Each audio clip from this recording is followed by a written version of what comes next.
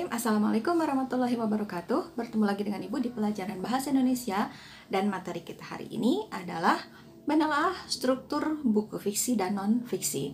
Pada pertemuan sebelumnya kalian sudah mempelajari tentang membaca indeks pada buku non-fiksi ya. Nah, untuk kali ini yang akan kita pelajari adalah tentang strukturnya.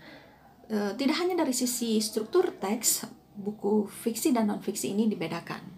Nah, berdasarkan unsur pembangun teks, buku fiksi memiliki perbedaan yang sangat mencolok dengan buku non-fiksi, baik itu dari sisi struktur maupun dari bahasa yang digunakannya. Pada pertemuan kali ini, Ibu akan membahas tentang struktur buku fiksi dan non-fiksi.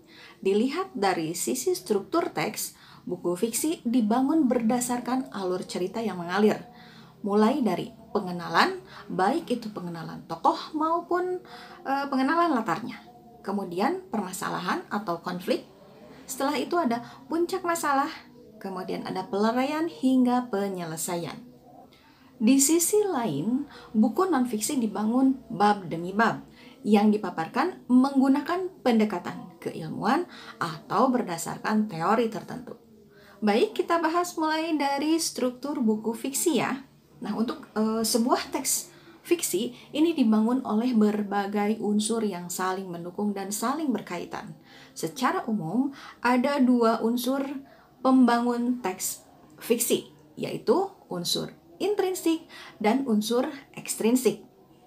Untuk unsur intrinsik, ini yang terdapat di dalam teks fiksi adalah sebagai berikut ini. Yang ke-1 itu ada tema.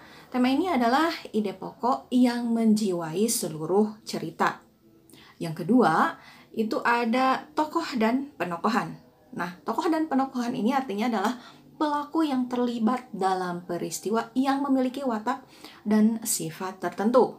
Kemudian, yang ketiga, ini ada latar. Nah, latar ini hal yang berkaitan dengan tempat, waktu, dan suasana cerita. Yang keempat ini ada alur. Nah, alur di sini adalah rangkaian peristiwa yang membentuk cerita meliputi alur maju, alur mundur, dan alur campuran atau perpaduan alur maju dan alur mundur. Kemudian yang kelima ini ada amanat. Amanat di sini adalah pesan moral yang hendak disampaikan penulis dalam ceritanya. Pada umumnya, untuk amanat ini mengandung nilai-nilai kebajikan dan kearifan hidup. Kemudian yang terakhir, yang keenam adalah sudut pandang atau point of view.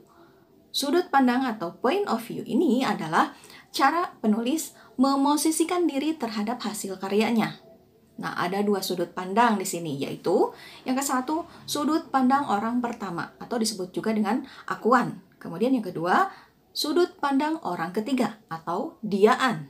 Nah, setiap penulis karya fiksi ini memiliki gaya yang berbeda-beda. Perbedaan gaya bercerita akan sangat memengaruhi daya tarik cerita bagi pembacanya. Ada penulis yang sangat kuat gayanya dalam menggambarkan karakter tokoh.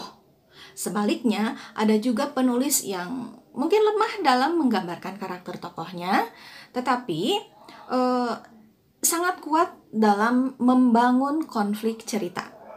Disinilah unsur ekstrinsik digunakan penulis. Unsur ekstrinsik ini berkaitan dengan latar belakang penulis, pengaruh lingkungan, atau isu-isu yang terkini yang terjadi di sekitar penulisnya. Nah, itu adalah struktur karya fiksi. Nah, sekarang kita beralih ke struktur karya non-fiksi. Karya non-fiksi ini mempunyai struktur yang tidak dapat digeneralisasi atau secara umum ini seperti pada karya fiksi sebelumnya. Nah, untuk struktur karya non-fiksi ini bersifat sistematis, berdasarkan penelitian atau fakta yang ada. Nah, untuk struktur tersebut juga dapat ditentukan berdasarkan teori pada suatu ilmu pengetahuan sehingga informasi yang disampaikan ini menjadi jelas, logis, dan dapat dipertanggungjawabkan. Struktur karya non-fiksi dapat diidentifikasi dengan cara menentukan alur penjelasan teks non-fiksi. Biasanya, karya non-fiksi ini diawali dengan bagian pendahuluan yang berisi penjelasan umum mengenai suatu permasalahan atau tema yang diangkat.